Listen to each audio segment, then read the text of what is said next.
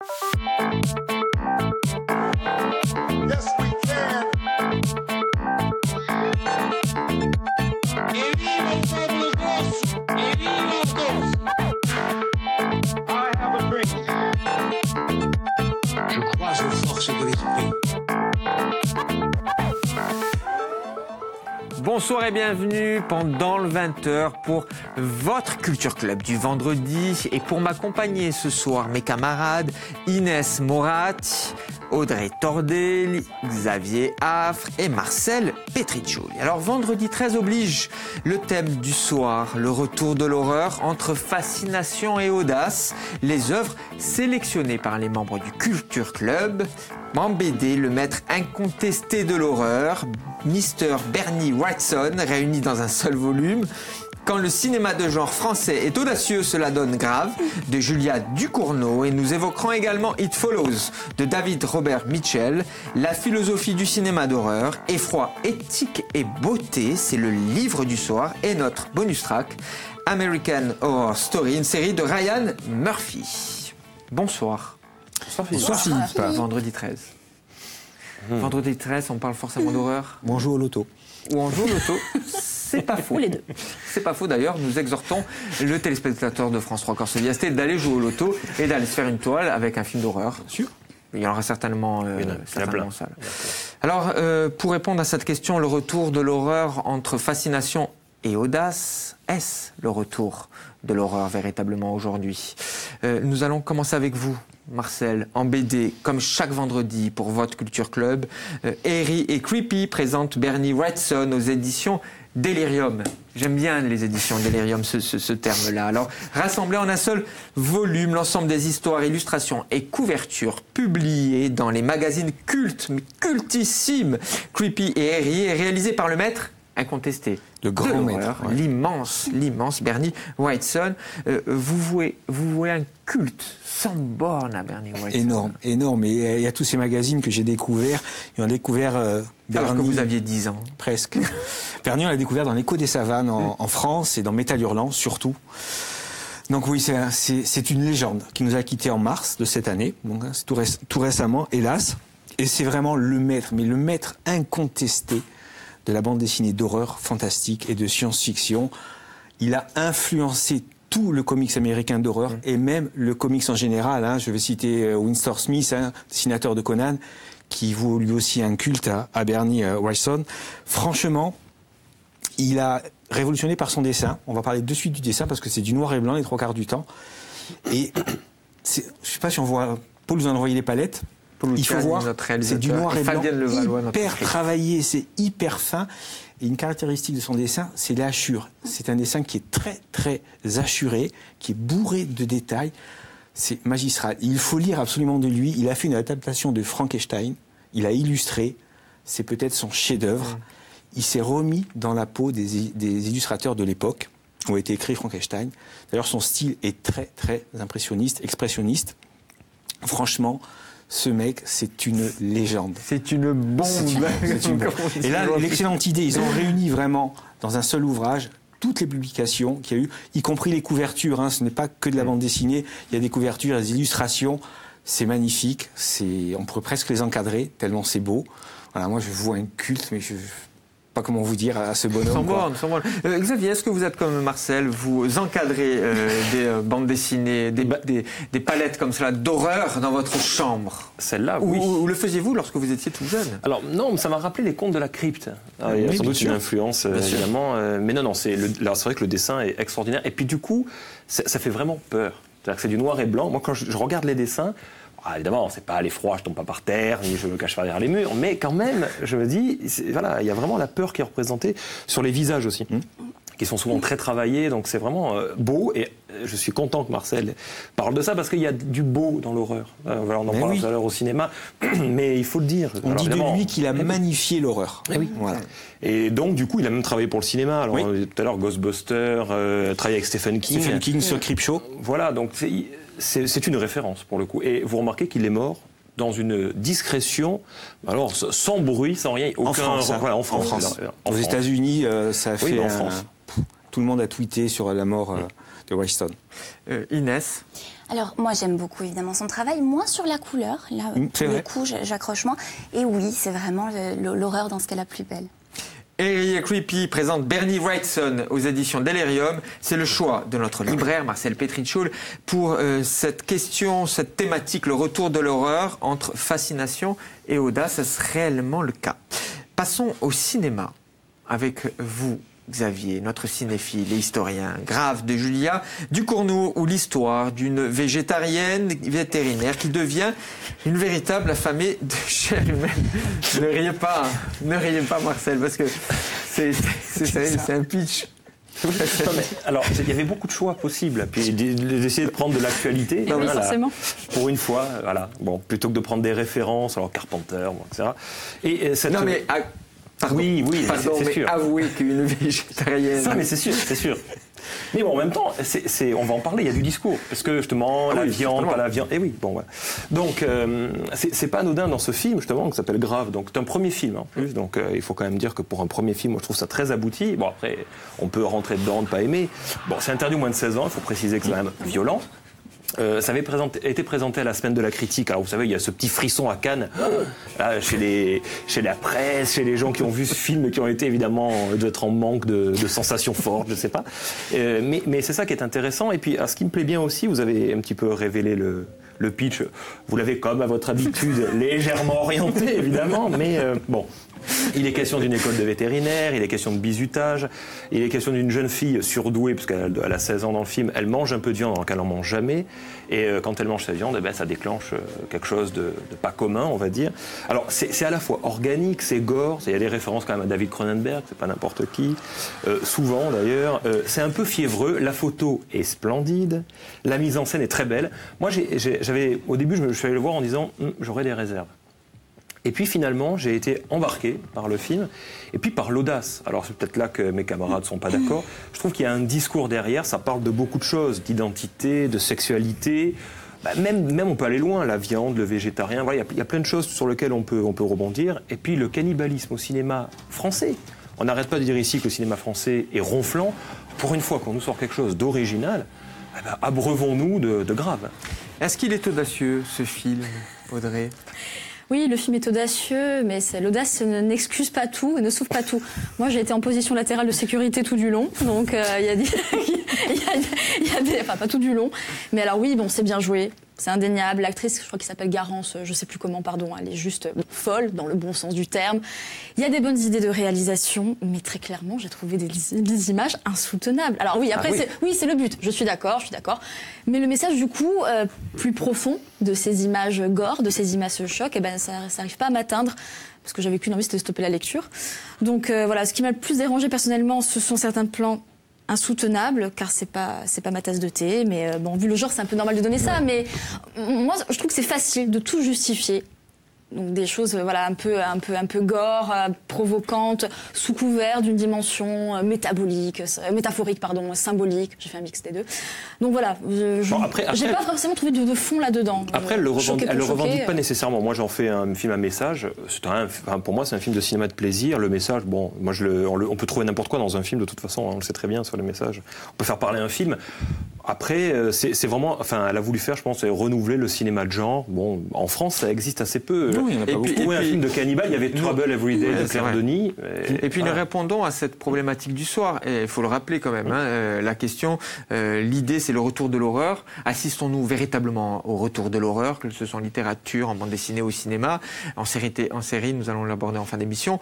Entre fascination et audace, est-ce que ces deux principes, la fascination pour l'horreur et l'audace dans la réalisation, est-ce le cas pour Grave? C'est la question que nous posons. Dans la réalisation, je dirais oui. Oui, il y a de l'audace. De toute façon, en plus, quand on va dans la salle et quand on était dans la salle ou quand j'étais dans la salle, on voyait des gens. Enfin, il y a une façon pour le cinéma d'horreur, il y a fascination, répulsion. Et c'est vrai que certains sombrent dans la répulsion complète et quittent la salle. On en a vu. Donc ça fonctionne. Et des gens qui sont là, voilà, et des gens qui restent parce qu'il y a une espèce de, je sais pas jusqu'à morbidité. C'est mon cas. Je regarde, j'apprécie. Pourtant, je suis pas cannibale. Je veux dire, je rassure tout le monde. L'êtes-vous? Inès Évidemment, bien sûr. Fasciné, hein, vous l'avez compris. Oui, bon, c'est un film qui manque pas de mordant. J'étais obligée, qui joue avec les codes du cinéma d'horreur. Ça, c'est fait. Pour traiter essentiellement de la découverte de soi. Alors, Justine, big up Sad, verra donc grandir en elle tous les désirs de la chair. Ça nous pose beaucoup de questions. La réalisatrice interroge autant sur le corps intime que le corps social. Et le film a aussi le mérite de souligner, de montrer la sexualité d'une jeune fille dans sa trivalité. C'est vrai, vous ne l'avez pas souligné ça, Xavier, oui. mais c'est un élément important du film. Oui. Et alors le film repose énormément sur la symbolique, c'est une immédiateté qui ne doit rien à la réflexion. Et souvent, la critique n'aime pas ça, c'est ce qui abaisse un petit peu le niveau du genre, dit-on. Alors sauf qu'ici, moi je trouve que c'est utilisé à bon escient. Ça nous renvoie nous aussi à nos instincts les plus primaires. On doit digérer avant de pouvoir réfléchir sur le fond. Mais j'ai quelques réserves. Alors, je comprends la volonté de la réalisatrice d'ancrer le film vraiment dans un décor très réaliste, mais alors tout doit être très juste, et ce n'est pas le cas. Oui. Vraiment, pour moi, les dialogues sonnent faux. Et alors bon, pour le personnage vraiment typique du bon copain gay, là, les séries des années 90 m'ont appelé, elles m'ont dit, même elles, que ça n'était plus possible. Et puis alors, la fin du film, moi, je trouve qu'elle en diminue la portée, en donnant du sens à la barbarie. Je trouve que c'est dommage de ne pas avoir laissé plus de place à l'imaginaire.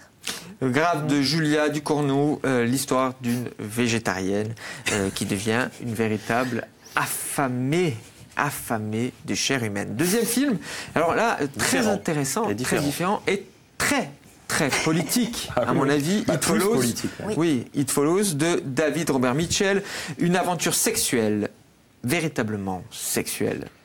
Là aussi, alors on parle de sexualité, parce que il y a une espèce de virus, on ne sait même pas trop d'ailleurs dès le début ce que c'est véritablement, mais quelque chose qui se transmet par un acte sexuel, voilà, c'est par métaphore, et puis surtout ça se passe à Détroit. Et alors c'est là où à mon avis, ça prend tout son sens. On en parlait dans des émissions précédentes. Détroit, qui est le symbole de la désindustrialisation américaine, et qui est d'ailleurs très utilisé par le cinéma, alors d'horreur essentiellement. J'ai souvenir de Don't Breath, par exemple, où on tourne beaucoup dans les ruines. Donc ça donne un petit côté, évidemment, assez flippant quand on le voit. Et c'est le cas, parce que là, c'est vraiment un film de mise en scène.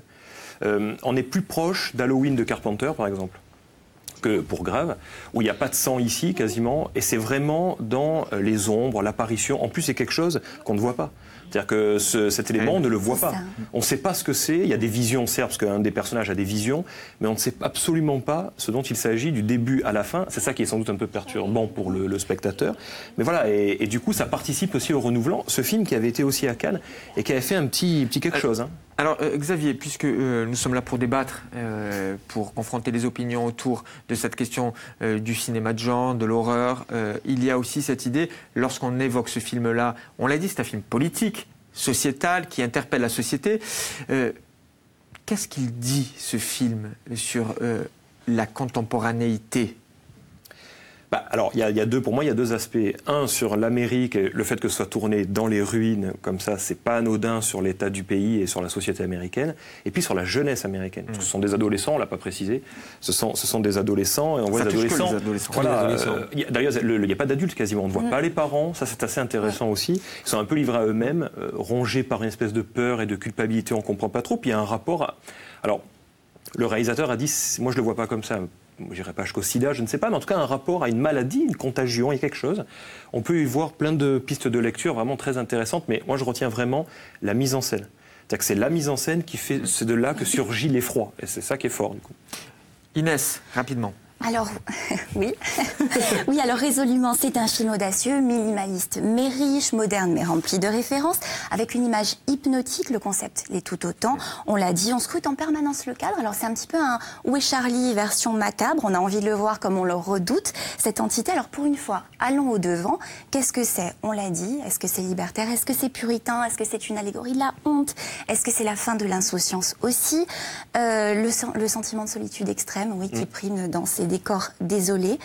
Il flotte vraiment un parfum de spleen, d'horreur des années un petit peu 80s, et l'ambiance nous poursuit, nous aussi, longtemps après le visionnage. Oui, c'est l'effroi total. Mais mise en scène et son, je disais, le son. La BO électrisante. Un travail énorme sur le son. On peut très bien penser à Tourneur, Jacques Tourneur, à Carpenter. Voilà. Ouais, c'est exactement ce que Tourneur, c'est exactement ce que me disait Marcel. Ou même Hideo Nakata, par exemple, pour le système asiatique comme ça. Voilà, puis je voudrais rajouter que c'est fortement inspiré d'une bande dessinée qui s'appelle Black Hole, où pareil, ce sont des adolescents qui sont atteints par un virus quand ils font l'amour. Et on ne voit jamais les parents là aussi.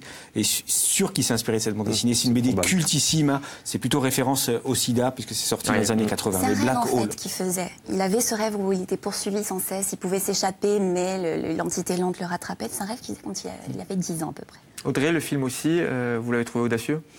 Oui, mais après, je suis pas forcément bon public. J'ai On a l'impression compris, hein, qu'à chaque fois, je suis un peu... Oui, Mais la prochaine fois, Audrey, en promis, PLS. je trouverai un film d'horreur en Italie. Il y en a plein, il y a Dario Argento. Voilà, Voilà, ben je voilà. trouverai. Voilà. Je sais pas si je vais moins être en PLS. Mais... Alors on va rester avec vous et votre choix, livre du soir, la philosophie du cinéma d'horreur, effroi, éthique et beauté. J'aime bien quand dans des titres de livres, surtout lorsque ça parle de genre, il y a le terme éthique. Éthique et beauté de Olivia Chevalier-Chandaigne aux éditions Ellipse. Audrey, tout est presque dans le titre finalement. Pas besoin de dire grand-chose.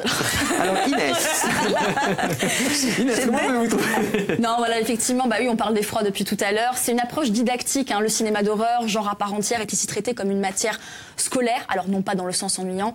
Je ne vais pas me fâcher avec les professeurs, hein, n'est-ce pas Xavier, mais dans le sens où on se pose des questions sur nos propres émotions. Pourquoi avons-nous peur? À quoi cette peur peut-elle être rattachée?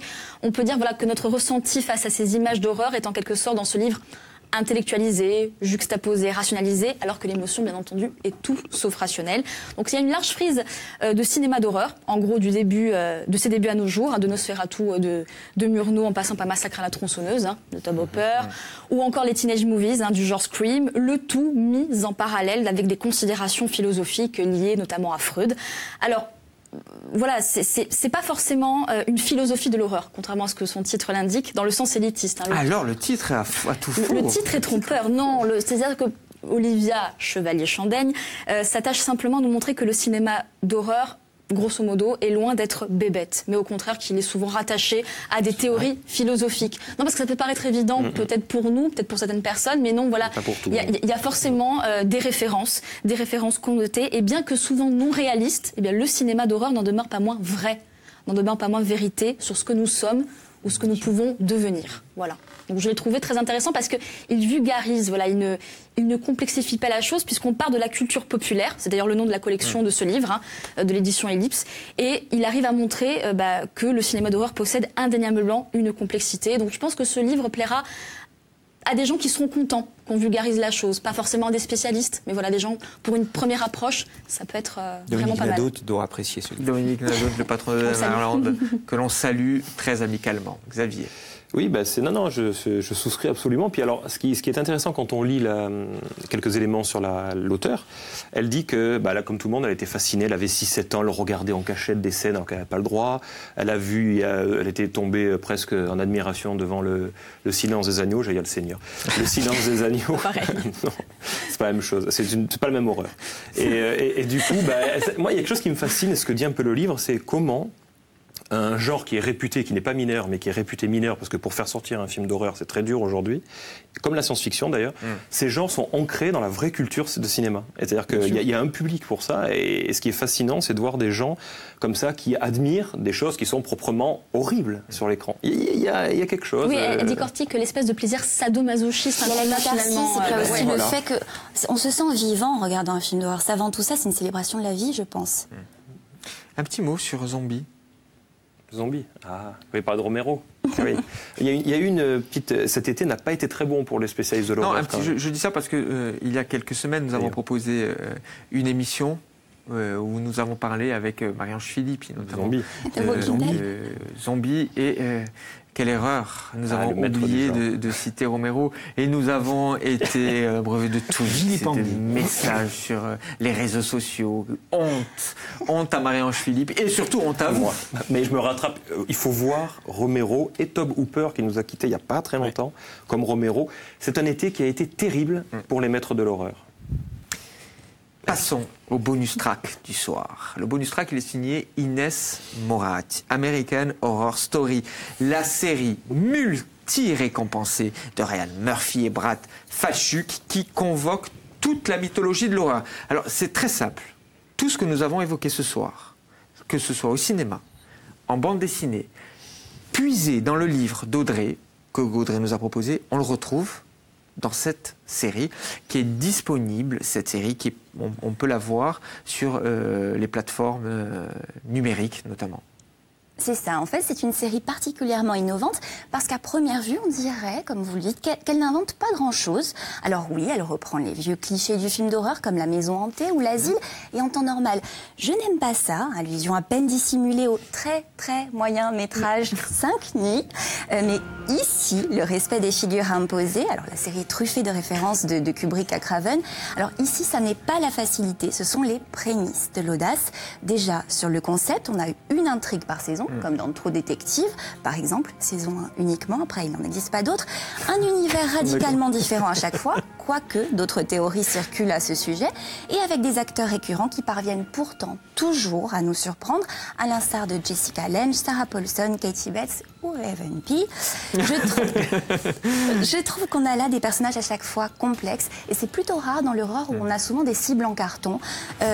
C'est des personnages vraiment qui sont prisonniers de leur esprit torturé quand ils ne sont pas tout simplement morts directement. Alors sur la forme, la série s'illustre vraiment par sa photographie, mention spéciale au générique aussi, vraiment inconfortable à souhait, signé Kyle Cooper, connu notamment pour celui de Seven, de Fincher, et Charlie Clouser, côté musique, qui a travaillé avec Marilyn Manson ou Rammstein. On a vraiment une esthétique de l'horreur impeccable.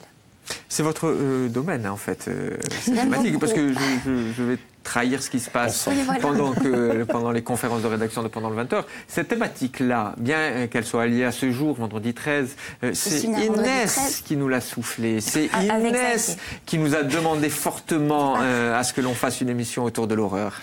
Marcel, vous connaissez bien la série? Ouais. Très très bien, et j'ai adoré la série. Inès l'a dit, vraiment super mise en image. Les histoires sont riches, les scénarios sont crédibles. C'est de l'horreur, mais c'est vraiment franchement crédible. Il y a une ambiance dans cette série, c'est vraiment à tomber par terre, et ce n'est jamais grotesque. Il y a plein de thèmes qui sont abordés. C'est de l'horreur, mais ça parle d'adultère, ça parle de suicide, ça parle de handicap, ça parle de problèmes sociétals aussi. La saison 2, elle est vraiment flippante. Ça se passe principalement dans un asile, avec des démons qui sont sous l'asile, et franchement, c'est provocateur aussi. Il y a pratiquement pas de limite. C'est aussi interdit aux moins de 15 ans. La série, normalement, est interdite aux moins de 15 ans. Franchement, j'ai jamais vu une série à la télé, une série d'horreur comme ça. Captivant, angoissante, c'est glauque, c'est malsain, il y a tout. Ouais. Et politiquement incorrect aussi. C'est ce que je voulais dire, qui questionne la société américaine. Mais il me semble que la dernière saison qui va venir, il y a Trump. Il y a le point de départ de Trump. On ne va pas trop en dévoiler, mais c'est bien d'inclure dès le départ. Hillary aussi est là. L'ancrage dans la réalité, c'est souvent ça aussi qui fait le charme des films, des séries, des bandes dessinées, des ouvrages d'horreur. C'est l'ancrage dans la réalité, et après, évidemment, on laisse parler l'imagination. On va rester sur cette série, si vous le voulez bien, Inès, et je sais que vous le voulez. Encore quelques mots, juste sur la qualité de la réalisation. On va insister dessus, vous l'avez dit, mais on va insister. Qualité de la réalisation et des comédiens, tout simplement. Non, c'est ça, on a un casting, en fait, je l'ai dit, qui sont récurrents, mais vraiment, ils nous surprennent à chaque fois, c'est assez incroyable. Et c'est un petit peu le jeu, parce que cette série est aussi très bien médiatisée, c'est-à-dire sur les réseaux sociaux, le réalisateur est là, il est présent. On a par exemple Evan Peters qui joue de ses cheveux bleus, il nous tease un petit peu la saison qui vient, donc on est toujours surpris finalement. C'est une vraie expérience artistique, cette série. Vraiment, oui, sur les dessins aussi, il publie ses scripts. Expérience artistique qui questionne la société américaine, qui questionne la société contemporaine. On a tout cela dans cette série de Ryan Murphy. À signaler également que la même thématique, enfin en tout cas la même titraille, mais American Crime Story, c'est aussi de Ryan Murphy. La première saison, ce fut sur l'affaire O.J. Simpson. C'est le même principe de réalisation. Une saison autour d'un sujet, c'est décliné, exactement, c'est décliné à l'envie, c'est très très très bon.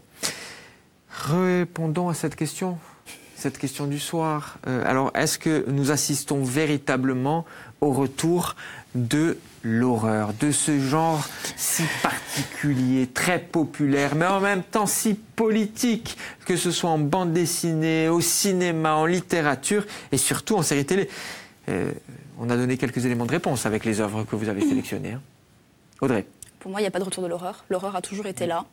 On est dans une création nouvelle, une recréation, mais on n'est pas dans un renouveau, selon moi. Marcel, pas de renouveau. Pas de renouveau, non, l'horreur est là. La preuve, Trump a été élu. Donc on est en plein dans l'horreur.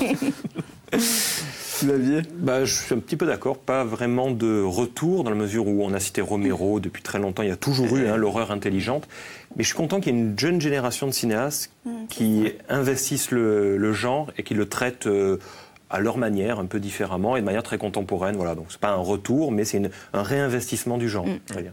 C'est ça, il y a du sang neuf, il y a un regain de vitalité vraiment, mais notamment dans le cinéma, il y a encore du chemin à faire pour que l'horreur sorte de son ombre. Souvent, le cinéma d'horreur se prend un peu trop les pieds dans la facilité, comme ces héroïnes, vous voyez, qui trébuchent finalement quand elles essayent d'échapper au mal. On se prend les pieds et c'est fatal. On se prend les pieds et c'est fatal. J'espère que ce ne sera pas le cas pour ce vendredi 13. Chers téléspectateurs, allez jouer au loto. Oui, allez jouer au loto, on ne sait jamais. Regardez François Corsevillas, c'est toute la soirée. Il n'y aura peut-être pas de film d'horreur ce soir programmé, mais peu importe. En tout cas, on vous a proposé ce soir Eerie et Creepy présente Bernie Wrightson aux éditions Delirium, deux films graves de Julia Ducournau et It Follows de David Robert Mitchell. Regardez It Follows, c'est excellent. Le livre, la philosophie du cinéma d'horreur et effroi, éthique et beauté d'Olivia Chevalier-Chandaigne aux éditions Ellipse et American Horror Story, la série de Ryan Murphy. Merci de nous avoir suivis. À lundi, même lieu, même heure. Ça se passe uniquement pendant le 20h.